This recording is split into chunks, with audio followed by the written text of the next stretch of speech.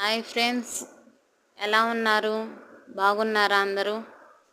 Today నా recipe రాగి జావ అండి. ఒక బౌల్లో 4 గ్లాసెస్ వాటర్ తీసుకున్నాను. సిమ్లో పెట్టేశాను. బాగా మరగనివ్వాలి వాటర్. ఇంకో చిన్న బౌల్లో 3 స్పూన్స్ రాగి పిండి వేసుకోవాలి. నేను న్యాచురల్ పిండి యూజ్ చేస్తాను. రాగులను 1 కిలో తెప్పించి నేను మరేపించుకున్నాను ఫ్రెండ్స్.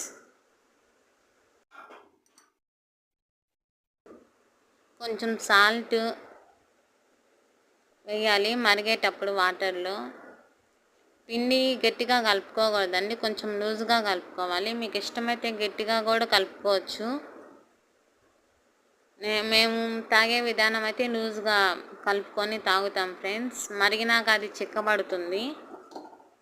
మజ్జిగలో తాగొచ్చు, పాలు పోసుకొని కొంచెం బెల్లం వేసుకొని తాగొచ్చు ఫ్రెండ్స్.